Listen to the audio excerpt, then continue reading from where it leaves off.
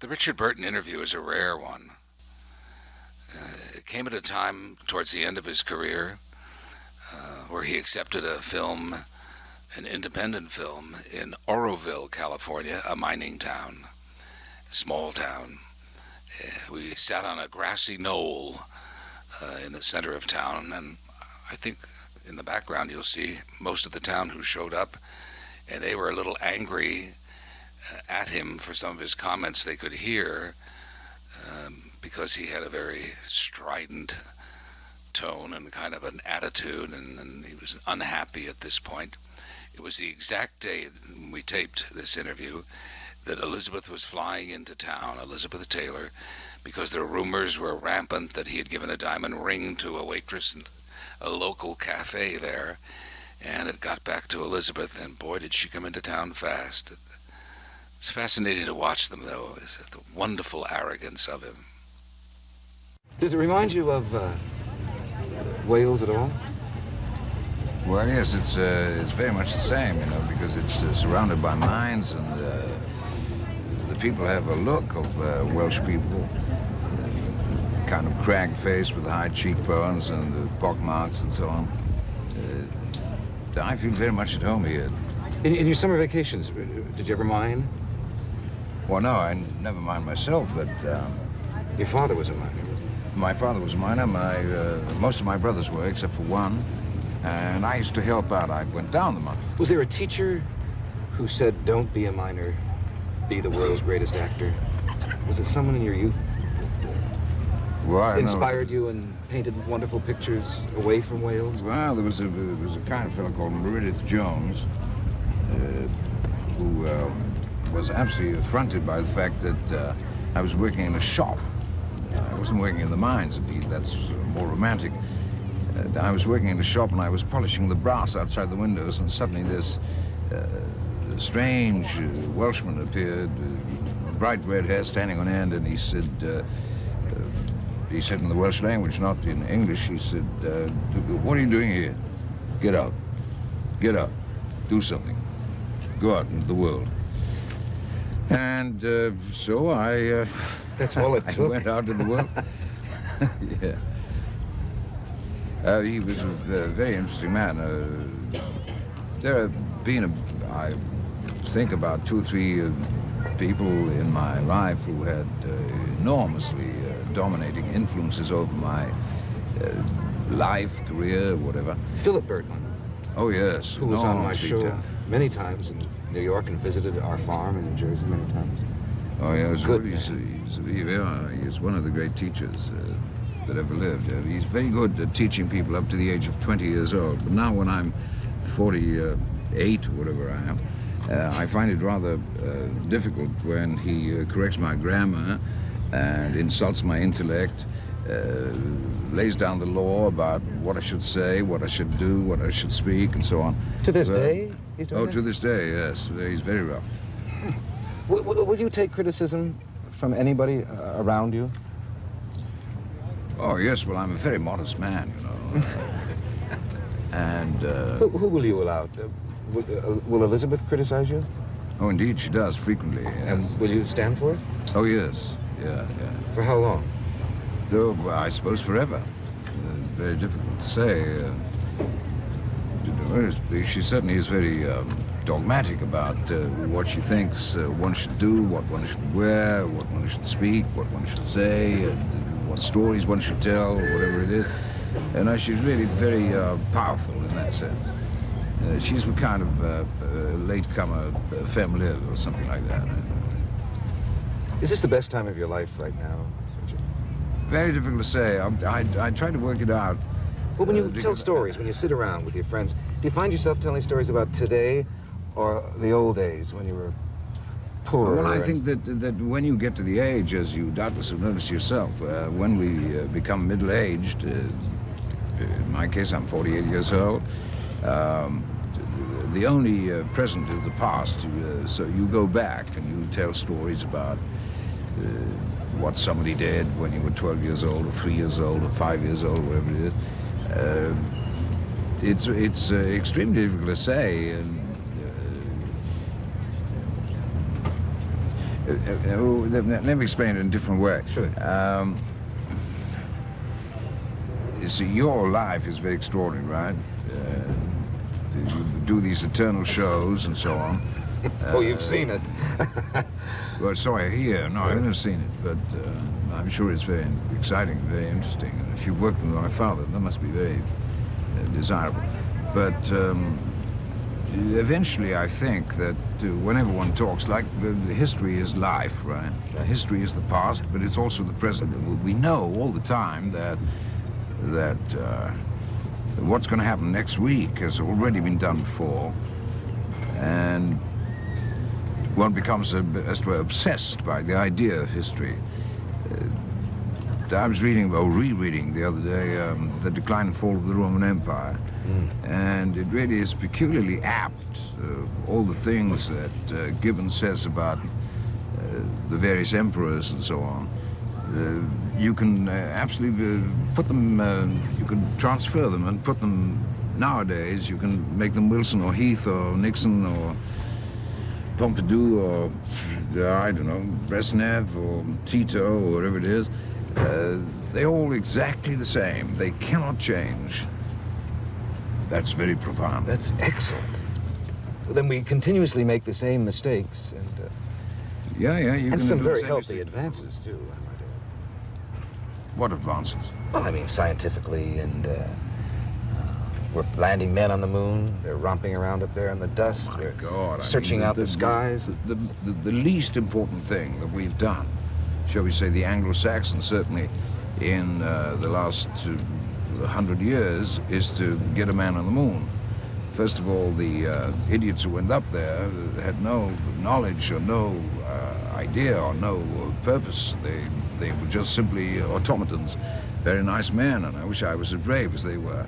But in order to be brave on that scale, you have to be fairly stupid. And of course, unquestionably, there is so far, no man I know who's got on the moon who really said anything of any interest whatsoever. He couldn't quote a poem, he couldn't describe a moon, he couldn't describe a sun, he couldn't describe anything, except we've made one giant step into space. I mean, come on, it's rubbish, right? What's the most important thing we've done in the last 100 years? Nothing. Absolutely nothing?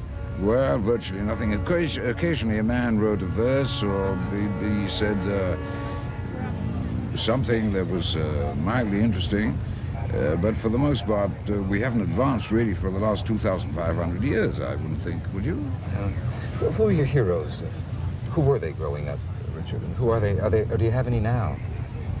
Well, I would say there was, if I had any heroes at all, which I'm very doubtful about, I would say Socrates and Plato and Aristotle, and the idea of cleanliness and being clean and good, Alexander the Great maybe. Certainly nobody says, because it's no use talking about Dr. Johnson or William Shakespeare, because they were filthy, you know. They smell. You know, Dr. Johnson used to have... They smell. They smell. You know, Dr. Johnson only had one bath in his life. Did you know that? Never Isn't knew that that. revolting? Is Now, that you could say- reported in history, or is this private gossip that you've known? I believe that he only had one bath in his life. Right. And I tell you about a dog that he had. There was I that's my haven't heard a father. He train always in throws me years. Isn't that terrific? Now, there's a great scientific... No, I tell you, there was an extraordinary moment the other night when I was lying in bed with, of course, Elizabeth and nobody else. Bravo. And I heard a train hooting, as this one did. And I said, "Did you hear a train hooting?" And she said, "Richard, you're drunk again."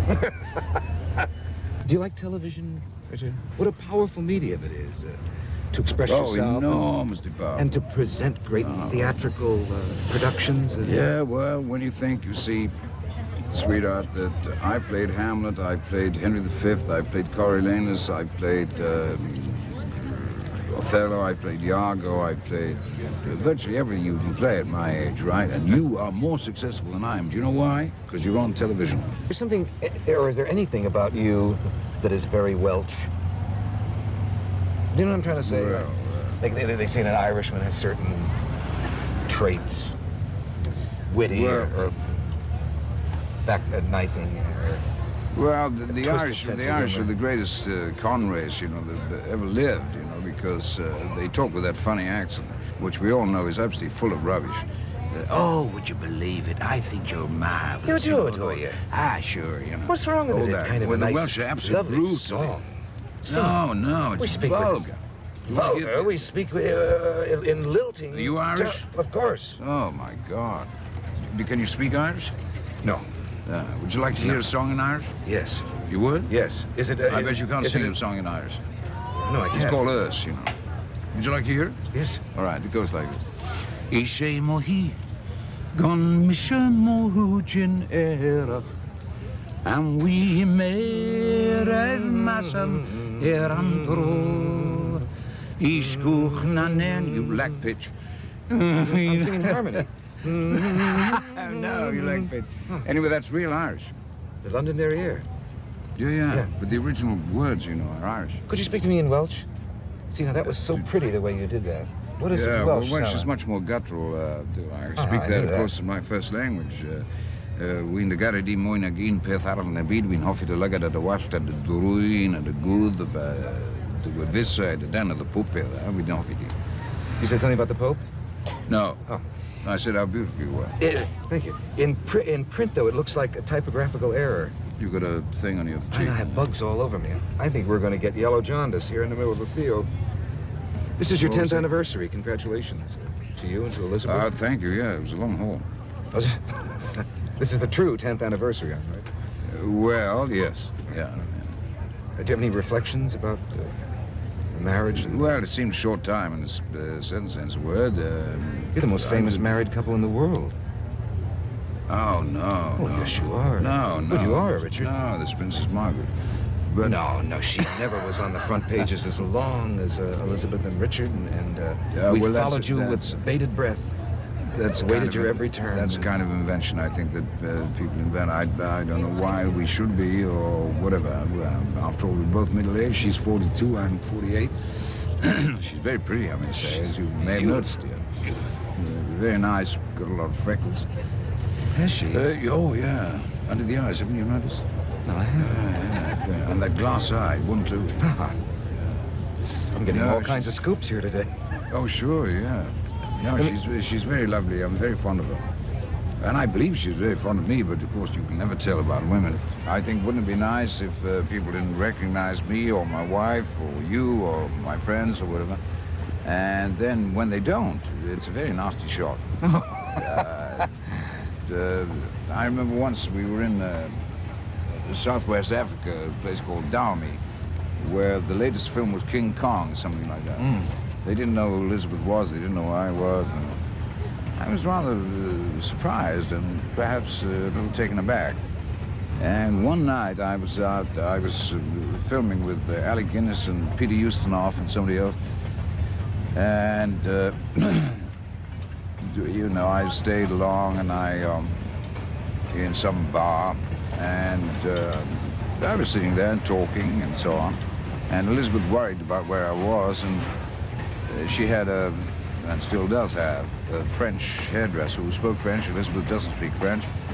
And the lady, the hairdresser, Elizabeth said to her, call the bars, find out where he is, right? So they called this bar and that bar. There were only about 5 bars, a small place called Cotonou in Dahomey, and they called this particular bar. You speak French? No. Well, I do it in English then. So the girl called, she said, Je voudrais parler. I would like to talk to Mr. Richard Burton. She's trying all the bars. And there's a black fella, right? He's on the blower, he's the barman. And he said, who? She said, I would like to speak to Richard Burton. He said, who? She said, Richard Burton. He is one of the great actors of the world. And he said, black or white? I love it. What might you have been if you hadn't been an actor? Have you ever seen a job that appealed to you at all, Richard? Well, there are times when I think that perhaps I shouldn't have been an actor. I was an actor by accident anyway. I suspect that I would probably become a miner and... Politics? Yeah, I would have gone into politics, I think, a miner's agent or something like that. Probably extremely left-wing, possibly communist or whatever. I got into Parliament, I'm sure, and talked a lot without making any sense whatsoever. You've had definite communist leanings. I still do, yeah. Do you? Oh, yeah. In what sense? Being for the people? Well, I find it very disturbing to see people who are very poor and malnutrited and not just because of the nature of my work. I travel all over the world. It really, it's affronting to see people you can do nothing for, because though you may be relatively wealthy, rich, whatever it is, there's nothing you can do. Nothing you can do with $1 million. Because you have to many millions. You try to do what you can, but it really is enormously difficult. But under that system, though, you can help them and make their lives better, but you also then have to take away their freedoms. They have to work for the state. Oh, come on now, love. You're talking about Soviet Russia or Hungary or Yugoslavia or whatever it is. Of course, they don't have the kind of freedom that we're very fond of, in which we pride and price above all other things. But proper communism, which of course they've never applied anywhere, it seems to me, the communism of Lenin and Engels and Marx has never really properly been applied. It might be a good idea if it was.